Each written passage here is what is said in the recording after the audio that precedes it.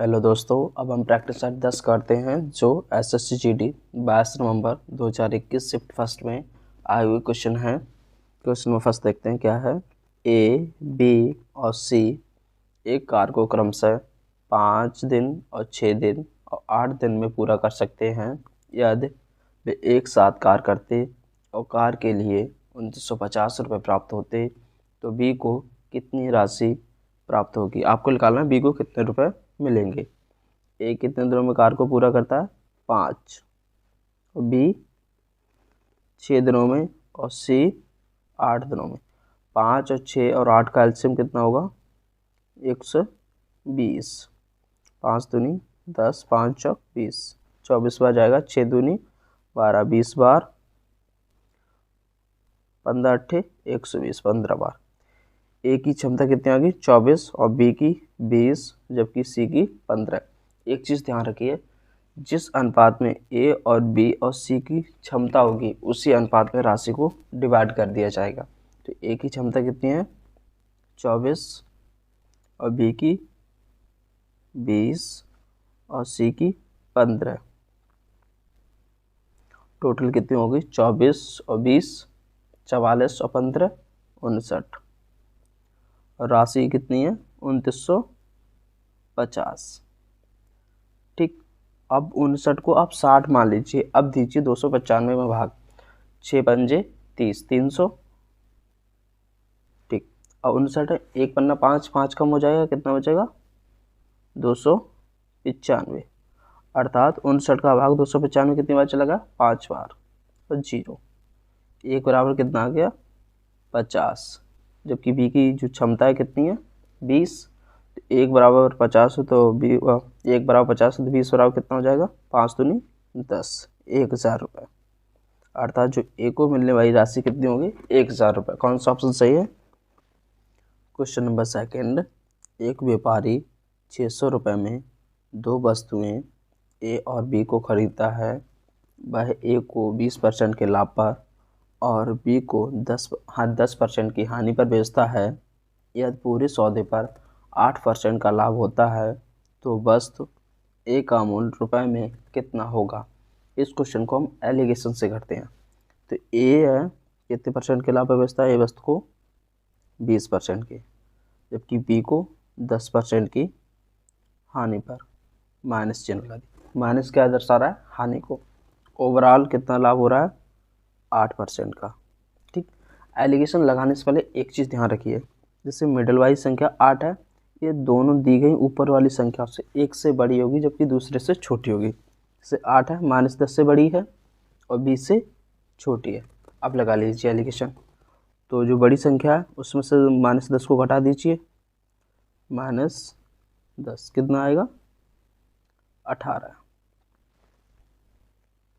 बड़ी वाली संख्या में से कम वाली को घटा दीजिए, 20 - 8 12, 2 नेम 18, 2 6 12। अर्थात अनुपात क्या आ गया 9:6।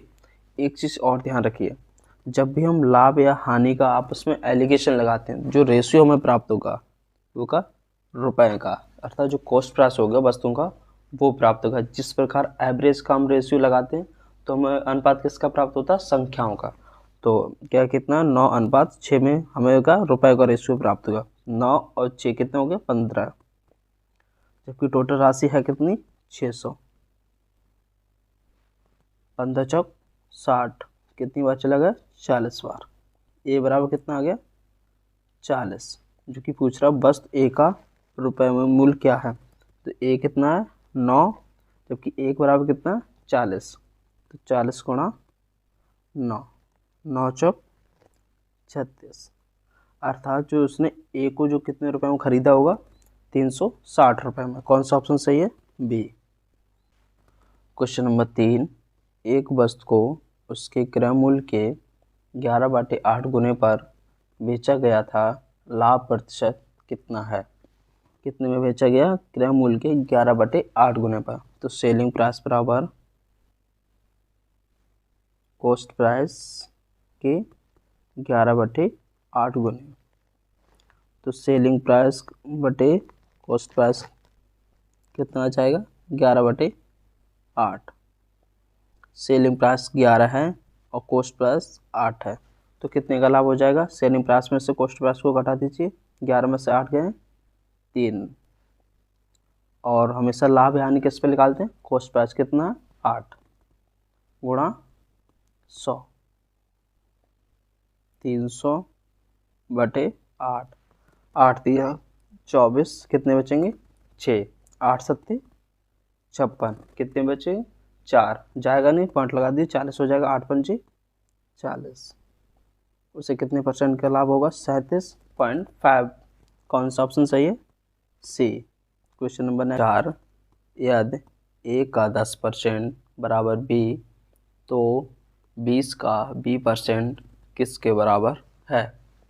तो ए का 10% बटे 100 लिख सकता हूँ, बराबर बी, 0 से 0 कैंसिल, तो बी बराबर कितना आ गया?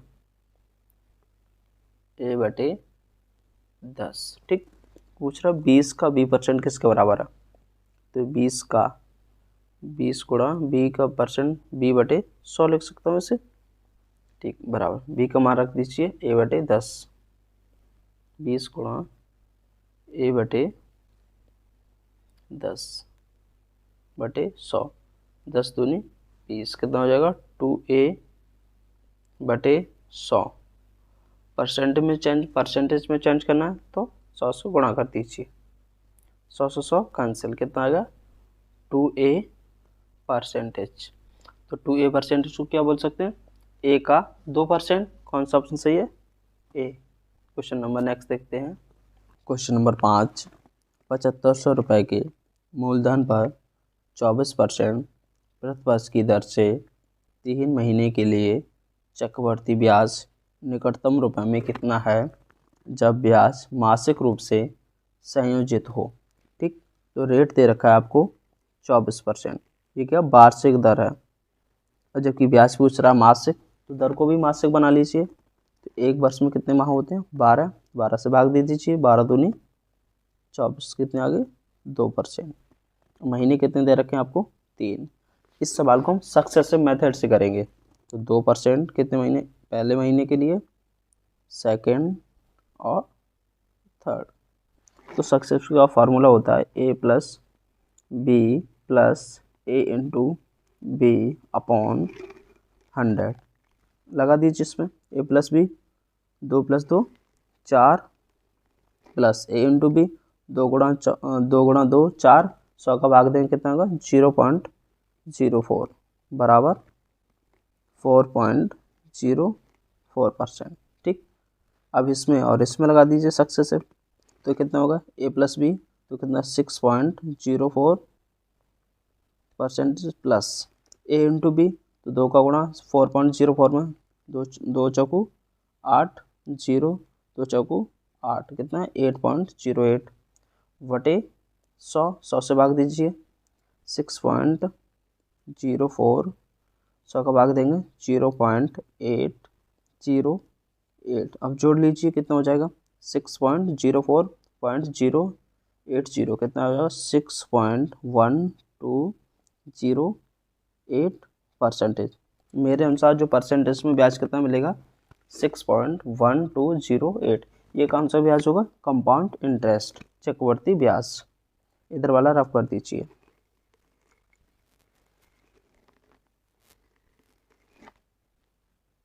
ठीक, रुपए कितने हैं? रुपए में निकालना, तो इसका परसेंटेज निकाल दीजिए, 75 रुपये। आपसे निकटतम पूछा तो आप पूरा मान लीजिए, आप लीजिए 6.12 तक निकाल लीजिए, क्योंकि आपसे निकटतम ही आंसर दे रखे हैं, बटे 100। 0 पॉइंट हटा देंगे तो नीचे 00, 0 से 0 कैंसिल, 25 दिया 75, 25 चौकू 100, 4 का भाग दीजिए, 4 एकन 4, कितने बचेंगे? 2, 4 पंचे 20, 1 बचेगा, 4 दिया 12, 3 गुणा 153, 3 त्रिका 9, 5 15, 3 एकन 3, 1 4, कितने का रुपये को ब्याज मिलेगा? 459 रुपये का। कौन सा ऑप्शन सही है? बी। क्वेश्चन नंबर नेक्स्ट देखते हैं। लिखा है क्वेश्चन नंबर 6, 45 किलोमीटर प्रति घंटे की गति से यात्रा करने वाली एक ट्रेन 12 सेकंड में एक घर को पार करती है, ट्रेन की लंबाई कितनी होगी? ट्रेन की जो स्पीड है कितनी दे रखी है? 45 किलोमीटर पर आवर। ठीक, जबकि ट्रेन की लंबाई पूछी आपसे, ऑप्शन किस में दे रखे? मीटर में। तो इससे जो उसकी स्पीड है तो मीटर प्रति सेकंड में चेंज कर लीजिए। तो 45 गुणा 5/1800 गुणा कर दीजिए तो किस में चेंज हो जाएगी? मीटर प्रति सेकंड में। 9 दूनी 18, 9 पंचे 45, पचम 25/2। किस में स्पीड आ गई? मीटर प्रति सेकंड में। पूछ रहा ट्रेन की लंबाई, तो डिस्टेंस क्या होता है? Speed into time. स्पीड कितनी है? 25/2। टाइम कितना? 12 सेकंड। 2 छिंग 12, 25 छिक्का 150। अर्थात जो ट्रेन की जो लंबाई होगी मीटर में कितनी होगी? 150 मीटर। कौन सा ऑप्शन सही है? ए। Question number 9।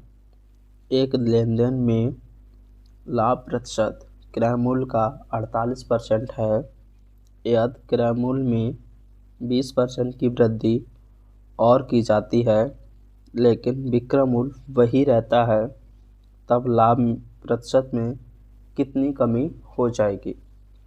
कह रहा है क्रय मूल्य का लाभ है जो 48% है, तो मान लीजिए क्रय मूल्य 100 रुपये है। ठीक, इसका 48% निकाल लीजिए, कितना आएगा? 48 रुपये। तो कितने का लाभ होगा उससे? 48 रुपये। जब उससे 48 रुपये का लाभ होगा तो बेचेगा कितने में? वो 148 रुपये में। ठीक, अब कह रहा है क्रय मूल्य में 20% की वृद्धि और हो जाती है। तो पहले 100 था, इसका 20% निकाल लीजिए, कितना आएगा? 20। तो अब कितने में खरीद रहा है वो? 120 रुपये, न्यू कॉस्ट प्राइस। ठीक, अब कह रहा है लेकिन विक्रय मूल्य वह रहेगा। अगर बेच वो 148 रुपये में अब भी रहा है तो कितने का लाभ होगा? 148 से 120 जाएंगे 28 का। और लाभ या हानि हम निकालते किसमें? कॉस्ट प्राइस पे। जो नया कॉस्ट प्राइस हो कितना है? 120 गुणा 100, 0 से 0 कैंसिल, 4 तिया 12, 4 सत्ते 28, कितना होगा? 70/3। कितनी बार चला जाएगा? 3 दूनी 6, कितना बचेगा? 10 हो जाएगा। 3 त्रिका 9, फिर एक बचेगा, पॉइंट लगा दीजिए, 3 त्रिका 9। कितने परसेंट की हानि होगी उसके लाभ में? 23.3% की। ठीक, अब कौन सा ऑप्शन सही है? इसमें कोई ऑप्शन दे नहीं रखा है। किसके नज़दीक है 23.24 की? कौन सा ऑप्शन सही हो जाएगा? डी। Question number 8। एक वृत्ताकार बगीचे की परिधि 506 मीटर है, इससे 14 रुपये प्रति वर्ग मीटर की दर से समतल करने की लागत रुपए में कितनी होगी? तो बगीचा किस आकार में? वृत्ताकार। तो वृत्त की परिधि क्या होती है? 2πr बराबर कितने दे रखा है? 506 मीटर। यहाँ से आर की वैल्यू निकाल लीजिए। पाई का मान क्या होता है? 22/7। ठीक, इंटू आर बराबर 506। तो 22 दूनी 44, कितने 3 में 22 दिया 66। आर बराबर कितना लिख रहेगा? 7 का गुणा 7 या 21 का 1, 7 दूनी 14 और 1 2 16, 161/2। आर बराबर कितना है? 161/2। पूछ रहा है 14 रुपये प्रति वर्ग मीटर। अर्थात यदि मैं बगीचे का पूरा क्षेत्रफल निकाल लूँ और उससे प्रति वर्ग मीटर 14 रुपये खर्च हो रहे हैं और उसके क्षेत्र से गुणा कर दूँ तो पता चल जाएगा कि बगीचे को समतल करने में कितने रुपए लगेंगे। ठीक, तो बगीचा वृत्ताकार है तो वृत्त का क्षेत्रफल πr²। ठीक, गुणा 14, क्योंकि प्रति वर्ग मीटर कितने रुपए लगते हैं? 14 रुपये। मान रख दीजिए। पाई का मान 22/7। आर का मान निकाल लीजिए, कितना है? 161, 161 का वर्ग बटे 2 का वर्ग 4 गुणा 14, 7 दूनी 14, 2 दूनी 4, 222, 11 बार कट जाएंगे। कितना? 11 इंटू 161 का वर्ग। ठीक, इधर वाला रफ कर दीजिए अभी। ठीक, अब 11 गुणा 161। यदि आपको 161 का वर्ग डायरेक्ट याद नहीं है तो क्या करेंगे, 160 प्लस 1 निकाल लीजिए, A square plus B square plus 2ab। तो ए स्क्वायर कितना, 160, तो 16 16 256, और 256 कितना होगा, 25 600।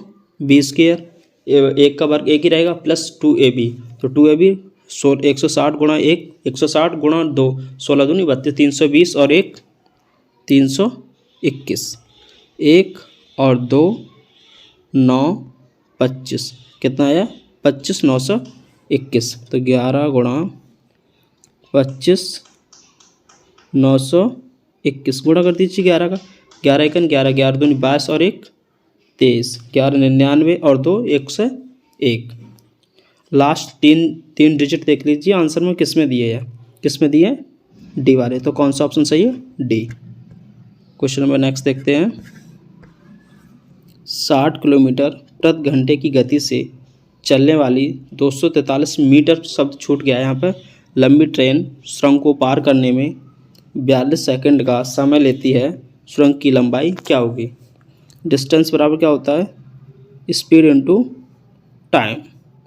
डिस्टेंस कौन सी डिस्टेंस होगी, ट्रेन की लंबाई प्लस सुरंग की लंबाई। तो कितनी, ट्रेन की कितनी है 243 और सुरंग की आप x मान लीजिए, बराबर स्पीड कितनी है 60 किलोमीटर प्रति घंटे, जबकि सुरंग की जो लंबाई किस में पूछिए, मीटर में। तो आप इससे मीटर प्रति सेकंड में चेंज के लिए तो कितना 5/18 का गुणा कर दीजिए। टाइम कितना है 42 सेकेंड, 6 तिया 18, 6 सत्ते 42, 360 20 बार चला जाएगा, 20 पन्ना 100, 5 दूनी 10, 100 और 7 गुणा कर दिए, कितना हो जाए 700, कितना आ गया 243 प्लस x। तो x बराबर कितना आ जाएगा, 700 में से 243 जाएंगे तो 457। x बराबर कितना आ गया 457। तो हमने x सुरंग की लंबाई मानी थी, तो कितने मीटर आ गई 457। कौन सा ऑप्शन सही है, बी। क्वेश्चन नंबर नेक्स्ट देखते हैं। क्या है, एक फुटकर विक्रेता के क्रय मूल्य पर 12% की छूट देने के बाद 18% का लाभ होता है। यदि क्रय मूल्य 16,500 रुपये है तो विक्रय मूल्य कितना होगा। तो एक चीज़ ध्यान से सवाल कीजिए, जो छूट दे रहा है किस पे दे रहा है, क्रय मूल्य पर, ठीक, कितने की 12% की। क्रय मूल्य कितना 16,500 रुपये, ठीक। तो रुपये में निकाल लीजिए कितने रुपए की छूट दे रहा है।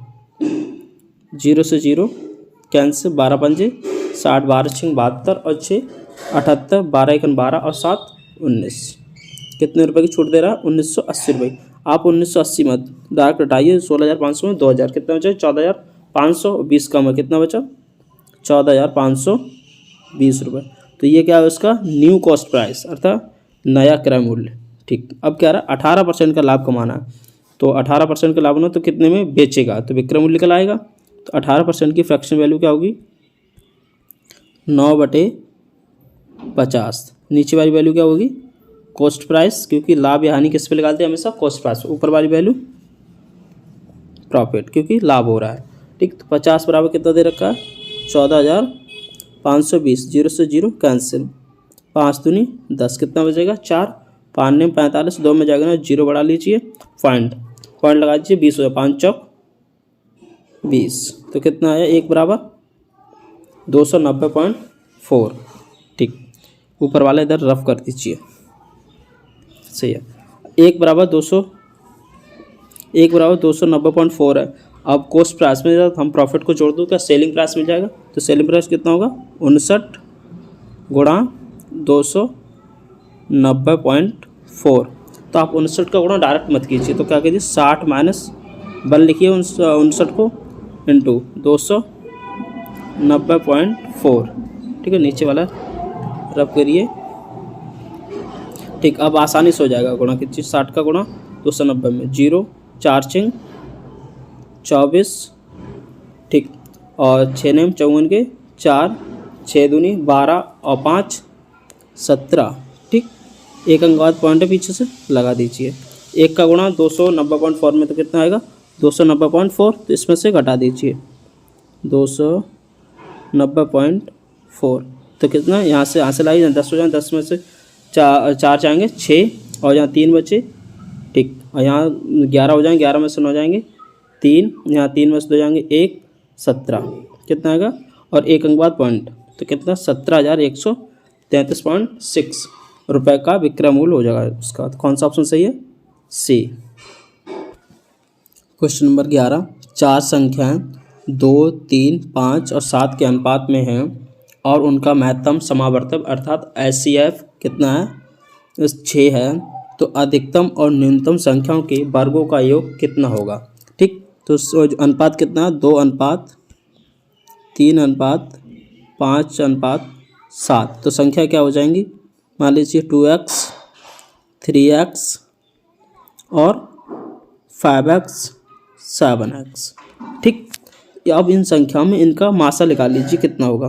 तो मासा क्या होता है, जो इन संख्याओं के फैक्टर होंगे वही मासा होगा। तो ये इसका फैक्टर क्या होगा, 2 × x इसका, 3 × x इसका, 5 × x इसका, 7 × x। तो x सब में कॉमन हो जाएगा, तो मासा कितना इनका हो जाएगा x, जबकि इन संख्याओं को मासा दिया कितना है 6, तो x बराबर कितना आ गया 6। अब करें न्यूनतम और अधिकतम संख्याओं के वर्गों का।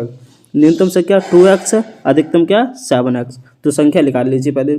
तो x बराबर 6, तो 2x बराबर 12, 7x बराबर कितना होगा 7×42। तो अधिकतम संख्या कितनी है 42 और न्यूनतम संख्या 12, ठीक। अब इनके वर्गों का योग पूछा तो इनका वर्ग करके जोड़ दीजिए। तो 12 बारियाँ 144। यदि आपको 42 का वर्ग डायरेक्ट याद नहीं है तो 40 + 2 लिखिए, ठीक। तो a² + b² + 2ab। तो a² 4 × 1600 प्लस 2 दूनी 4 b² + 2ab। तो 40 दूनी 80 और गुणा 2, 80 × 2 160 + 4 कितना 164। तो कितना हो गया 4, 6, 17 कितना 1764। इसमें जोड़ दीजिए 1764। 4 और 4 8, 6 और 4 10 का 0, 7 1 8 1 9 और 1 980 क्योंकि 4 4 8 होंगे यहाँ पर, ठीक है। तो कौन सा ऑप्शन सही है, डी। क्वेश्चन नंबर नेक्स्ट देखते हैं। 8 व्यक्तियों का औसत वजन 2.5 किलोग्राम बढ़ जाता है यदि कोई नया व्यक्ति 50 किलोग्राम वजन वाले व्यक्ति को प्रतिस्थापित करता है, नए व्यक्ति का वजन कितना होगा, ठीक। तो जिस व्यक्ति को प्रतिस्थापित किया है और उसकी जगह जो नया व्यक्ति है प्रतिस्थापित किया है उस व्यक्ति का वजन कितना 50 किलोग्राम। जो नया व्यक्ति है उसका वजन आपसे पूछा है। तो एक चीज़ ध्यान रखिए, अगर जो नया व्यक्ति अगर उसका वजन 50 किलोग्राम हो तो क्या औसत पर कोई फर्क पड़ेगा। जाने वाले व्यक्ति भी 50 किलोग्राम है, आने वाले व्यक्ति का भी वजन 50 किलोग्राम है, तो औसत पर कोई फर्क पड़ेगा नहीं। जबकि क्या कह रहा है, जो व्यक्ति थे उनका 2.5 किलोग्राम बढ़ जाता, अर्थात उसका अधिक वजन निकालिए कितना था। तो 2.5 कितने व्यक्ति हैं 8, तो 25 8 200, एक पॉइंट लगा पीछे से लगा दी कितना 20 किलोग्राम उसका वजन अधिक होगा। तो 50 तो एक्चुअली होगा ही होगा और 20 और अधिक कितना होगा 70 किलोग्राम। आने वाले व्यक्ति का वजन कितना है 70 किलोग्राम। कौन सा ऑप्शन सही है, बी। क्वेश्चन नंबर नेक्स्ट देखते हैं। x अनुपात 2y का बराबर कितना है 4:9। 2x अनुपात कितना है 3:4। तो y का मान क्या होगा। तो यहाँ से 2x/x बराबर कितना 3/4।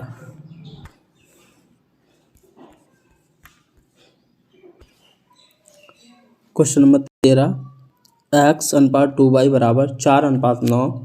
2:x बराबर 3:4। तो y का मान क्या होगा। तो यहाँ से x का मान निकाल लीजिए। तो 2/x बराबर कितना है 3/4।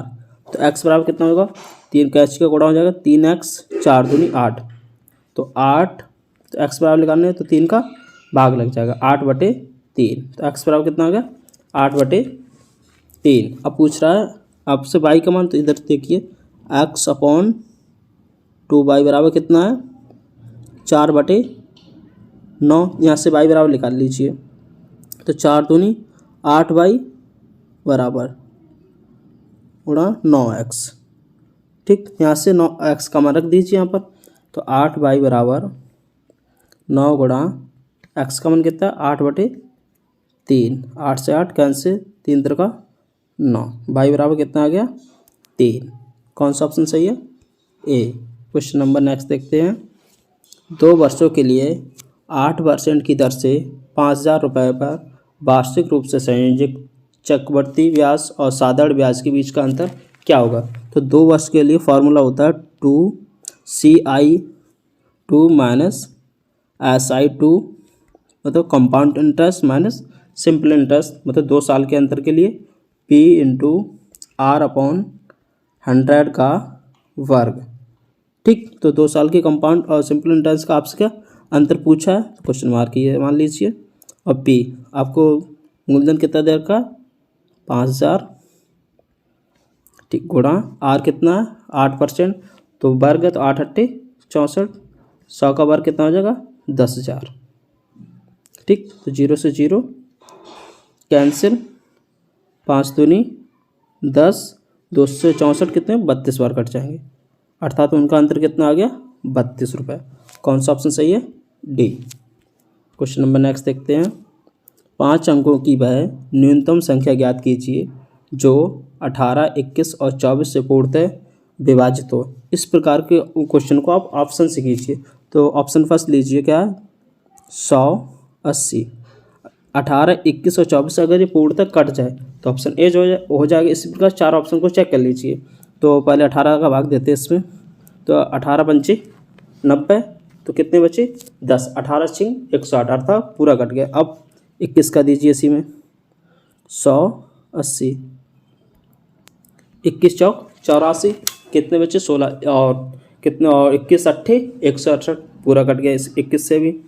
अब 100, 24 का वक्त दीजिए, 24 चौकू 96, तो अब कितने बचे 4, 24 दूनी 48, 24 से भी पूरा कट गया। तो कौन सा ऑप्शन सही हो जाएगा? ए। अब आगे वाले ऑप्शन चेक करने की आवश्यकता ही नहीं है। Question number next. एक मिश्रण में 3:4 के अनुपात में अल्कोहल और पानी है। 8 लीटर पानी मिलाने पर अल्कोहल और पानी का अनुपात 5:8 हो जाता है, तो मिश्रण की वास्तविक मात्रा लीटर में कितनी है? तो कितना अनुपात है अल्कोहल और वाटर, क्या किस अनुपात में 3:4, तो 3x मान लीजिए इसे 4x।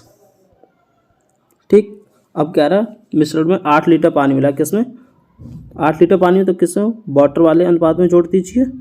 ठीक, बराबर कितना अनुपात हो जाता है इनका 5:8, गुणा कर दीजिए, 8 दिया 24x बराबर 5 20 प्लस 8 पंजे 40, तो 20 इधर आए तो 4x बचेंगे बराबर 40, 4 दाएँ 40, तो x बराबर कितना आ गया 10। ठीक, पूछ रहा मिश्रण की वास्तविक मात्रा, मतलब पहले वाली, तो किसमें 3 और 4 कितने 4, 3 और 4 7x हो जाएंगे, तो x बराबर 10 है, तो कितना हो गया 70 लीटर। कौन सा? 5 विषयों में अमित द्वारा प्राप्त अंकों का औसत 72 है, यदि इनमें से 3 विषयों में प्राप्त अंकों का औसत 70 हुआ है, तो शेष विषयों में प्राप्त अंकों का औसत कितना है? तो 5 विषयों में उसका औसत कितना 72, तो 5 विषयों में कुल कितने अंक प्राप्त किए 5 से गुणा कर दीजिए, तो कितना हो जाएगा 5 दूनी 10 का 0, 5 7 35 और 1 36, तो 5 विषयों में उसने कितने अंक प्राप्त किए 360। कह रहा 3 विषयों का औसत 70 है, तो 3 विषयों में कितने अंक प्राप्त किए 3 7 21 210, तो यहाँ से पता कर लीजिए 2 विषयों में उसने कुल कितने अंक प्राप्त किए। 360 में से 210 जाएंगे, कितने बचेंगे 150। अब कुल विषय कितने बचे, 3 का तो निकाल दिया, तो कितने बचे 2, तो 2 का भाग दीजिए, 150 कितना आएगा 75। ठीक, अर्थात जो शेष विषय बचे उसमें औसत कितना होगा 75। कौन सा ऑप्शन सही है? बी। क्वेश्चन नंबर नेक्स्ट देखते हैं। Question number 18। एक धन राशि को 20% की दर से 2 वर्षों के लिए चक्रवृद्धि ब्याज यदि ब्याज आधवार्षिक रूप से संयोजित हो तो देय वार्षिक रूप की तुलना में 964 रुपये अधिक प्राप्त होते हैं। उसका कहने का मतलब 20% की दर यदि वार्षिक रूप से संयोजित होता है तब ब्याज, और यदि आधवार्षिक रूप से संयोजित होता है तब ब्याज। तो आधवार्षिक की जो वार्षिक की तुलना में आधवार्षिक कितने रुपये प्राप्त होते हैं ₹64, तब वह राशि पूछ रहा है आपसे। इस क्वेश्चन को हम सक्सेसिव मेथड से करेंगे। तो फार्मूला होता है उसका होता है a + b + a × b। ठीक, जब भी आप सक्सेसिव से करेंगे तो आपको मूलधन p बराबर 100% मानना पड़ेगा। ठीक है, तो लगा लीजिए पहले वार्षिक रूप से। तो 20 + 20 40, और 20 × 20 400, 100 का भाग 4, 40 और 4 44। जब वार्षिक रूप से सही हो तो कितना 44% कंपाउंड इंटरेस्ट मिलेगा। आगे अर्धवार्षिक रूप से तो रेट कितनी है 20% वार्षिक रूप से। अर्धवार्षिक बना लीजिए तो 2 से भाग दीजिए 10। ठीक, और जब वर्ष हैं उन्हें भी अर्धवार्षिक बना लीजिए। एक वर्ष में कितने अर्धवार्षिक होते हैं 2, 2 से गुणा कर दी कितना 4, जो 10% है 4 बार लिख लीजिए। ठीक, तो 2 के लिए सक्सेसिव लगाइए, फिर 2 के लिए लगाइए, जो आएगा उसके लिए फिर लगाइए। ठीक, तो 10 के लिए लगाइए 10 + 10 20, 10 × 10 100, 100 का भाग लगा 1 तो कितना 21, इसके लिए 21 आएगा। ठीक, अब 21 और 21 और 21 में फिर लगाइए दोबारा, इधर वाला रफ कर दीजिए। 44 आया था, ध्यान रखिए उससे। 21 और 21 कितने हो जाएंगे 42, प्लस a × b था 21, 21 में 441, 100 का भाग देंगे कितना 4.41। ठीक, कितना होगा 40.4%, जबकि वो कितना आया था 44, तो कितना अधिक आया ये 2.41%। ठीक, इधर वाला रफ कर दीजिए। जबकि है कितना अधिक 964, पॉइंट हटा दीजिए इधर से, 2 0 बढ़ा दीजिए। तो 24 चौकू 96, 1 × 4 4 कितनी बार चला जाएगा 4 बार, तो कितना 400। 1% से बराबर कितना आ गया 400। तो अब मैंने आपसे कहा था कि p बराबर आपको 100% मानना पड़ेगा जब भी आप सक्सेसिव से करेंगे। तो 100 को गुणा कर तो 100 बराबर कितना हो जाएगा 40,000। ठीक, तो कौन सा ऑप्शन सही है ए। क्वेश्चन नंबर नेक्स्ट देखते हैं। एक्स किसी कार्य को पूरा करने में 22 से 2 गुना समय, जेड से 3 गुना समय लेता है। सभी एक साथ कार्य करते हुए 2 दिनों में कार्य को पूरा कर सकते हैं। वाई अकेले कितने दिनों में पूरा करेगा। तो एक्स, वाई और जेड 3 लोग हैं, तो मतलब एक्स से 22 से 2 गुना समय लेता। अगर एक्स 3 दिनों में कार्य करेगा तो वाई 6 दिन में। ठीक, अब कह रहा है जेड से 3 गुना समय लेता, तो इसका 1/3 निकाल लीजिए, कितना आएगा 2। ठीक, अब इसका देख लीजिए 2 का 3 गुना कर दीजिए, 3 हो जाएगा। ठीक, तो एक्स किस अनुपात में आ गए एक्स 6 3 2। अब कह रहा है कि एक साथ करते हुए 2 दिनों में पूरा कर सकते हैं। ये किसका अनुपात है समय का, और दक्षता का अनुपात क्या होता है समय का उल्टा। ठीक, जैसे कोई व्यक्ति जिसकी दक्षता अधिक होगी वह उतने कम समय में कार्य कर लेगा, जो व्यक्ति ज़्यादा समय लेगा उसकी दक्षता कम होगी। ठीक, तो दक्षता क्या होती है इस समय की एंटी प्रोपोर्शनल। तो क्या हो जाएगी 1/6 अनुपात 1/3 1/2। 6 और 3 और 2 का एलसीएम कितना होगा 12, तो 12 से इसमें सबसे सब में गुणा कर दीजिए। तो 6 दूनी 12, 3 चौक 12, 2 चिंग 12। उनकी दक्षता किस अनुपात में आ गई 2 4 6। ठीक, और कुल दक्षता कितनी होंगी 2 और 4 6 और 6 12। अब वो कितने दिनों में कार्य को पूरा करते हैं 2 दिनों में, तो कुल कितना कार्य है 12 दूनी 24। ठीक, अब कह रहा है बाई अकेला कितने दिनों में कार्य को पूरा करा। कुल 24 कार्य है, बाई की क्षमता कितनी है 4, तो कितने दिनों करेगा 4 × 24। कितने दिनों में बाई पूरा करेगा 6 दिन में। कौन सा ऑप्शन सही है डी। क्वेश्चन नंबर नेक्स्ट देखते हैं। एक प्रेस को 210 रुपये में खरीदा जाता है। इसका अधिकतम विक्रय मूल्य अर्थात अंकित मूल्य तय कीजिए ताकि 5% की छूट देने के बाद भी उसको 90% का लाभ हो। मैं आपको एक रेशियो बता रहा हूँ, वो आपको ध्यान रखना है। जब हम 100 में से डिस्काउंट घटाएंगे, क्या डिस्काउंट, अगर 100 में से 100 में प्रॉफिट को जोड़ेंगे, प्रॉफिट परसेंटेज को जोड़ेंगे तो हमें कॉस्ट प्राइस और मार्केटिंग प्राइस अर्थात अंकित मूल्य का रेशियो प्राप्त हो जाएगा। ठीक, इसमें लगा दीजिए 100 में से डिस्काउंट को घटा दी, कितनी छूट दे रहा है, 5 की कितना 95 अनुपात। ठीक, 100 में प्रॉफिट को जोड़ दिए, कितने का लाभ हो रहा है, 90 का। 100 और 90 190। अब इन्हें काट दी, 19 पना 95, 19 एकन 19, 10 बार चला जाएगा। ठीक, अब जो कह रहा 210 रुपये में ख़रीदता तो उसका कितने, मेरे अनुसार कितने 5 में, तो 210 की वैल्यू 5 के बराबर कितने गुना है, 5 चौक 20, 5 दूनी 10, 42 गुना है, तो 10 का 42 गुना कर दीजिए, कितना आएगा 420। तो 420 क्या आ गया, मार्केटिंग प्राइस अर्थात अंकित मूल्य। तो कितने में वो उसे अधिकतम मूल्य कितना रखा है, 420 रुपये। कौन सा ऑप्शन सही है, डी। थैंक यू दोस्तों। या दोस्तों आपको क्लास समझ आई तो प्लीज़ वीडियो को लाइक एंड चैनल को सब्सक्राइब जरूर करें। थैंक यू दोस्तों।